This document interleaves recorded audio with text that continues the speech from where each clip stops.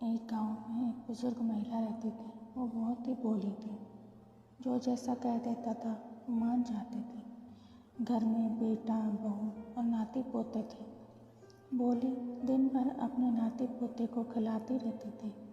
कभी किसी से नहीं झगड़ती थी। मंदिर रोज़ दर्शन करने जाती थी। सब पूछें कि भोली मंदिर जाने से क्या मिलता है तो भोली झट से कहती, ठाकुर जी तो मिलते हैं। सब हंसते और भोली का मजाक उड़ाते थे।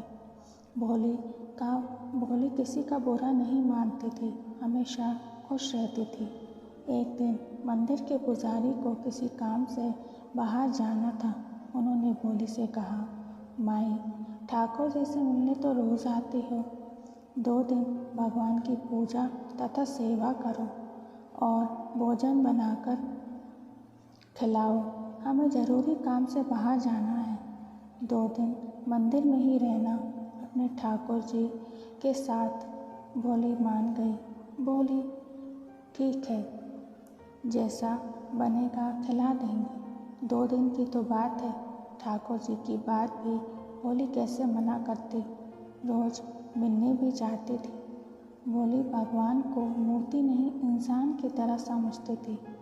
हमेशा पुजारी जी से कहते, आप बहुत काम करते हैं। भगवान को रोने लाना, कपड़े पहनाना और फिर खाना बनाकर खिलाना। भगवान से कह दो अपना काम खुद करें। दिन भर सजे बैठे रहते हैं।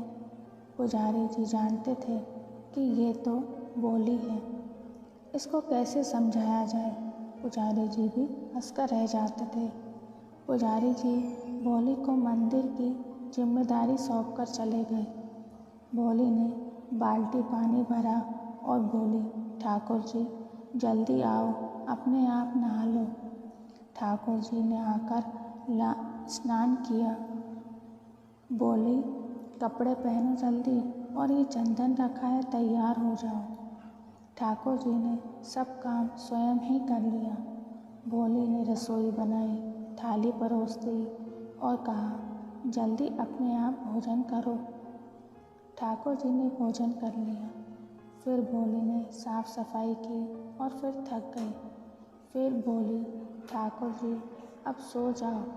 ठाकुर जी सो गए और भोली भी वहाँ बैठ गई। जब ठाकुर जी सो गए तो वो भी आराम करने कमरे में चली गई। इसी तरह 2 दिन बीत गए।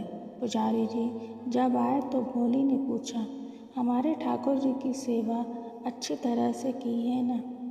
भोली बोली, हमने तो ठाकुर जी का बस भोजन बनाया। ठाकुर जी ने अपने सारे काम स्वयं किए। हम बूढ़े कैसे इतना काम करते? भोली बोली, हम बहुत थक गए हैं, अपने घर जा रहे हैं। पुजारी जी को भोली की बात पर विश्वास नहीं हुआ। बोली, भाई 1 दिन और काम कर लो, फिर चली जाना अपने घर। हम भी बहुत थके हुए हैं, 1 दिन आराम करेंगे तो ठीक रहेगा। भोली किसी तरह मान गई। भोली फिर वैसे ही ठाकुर जी को बुलाने लगी जैसे पहले बुलाया था। पुजारी जी चुपकर सब देख रहे थे। ठाकुर जी आए और अपने आप स्नान करने लगे। जैसे ही पंडित जी ने ठाकुर जी के दर्शन किए, उनकी आंखों से आंसू बहने लगे। भगवान अंतर्ध्यान हो गए।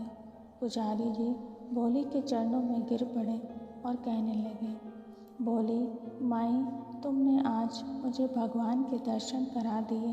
तुम धन्य हो मैया, तुम धन्य हो। आज तुमने मेरी आंखें खोल दी। आज मुझे समझ आया कि अगर भगवान को पाना है तो छल कपट का त्याग करो, अन्यथा किसी भोले भगत के साथ हो जाओ। भगवान तो मिल ही जाएंगे, क्योंकि उन्हें छल कपट नहीं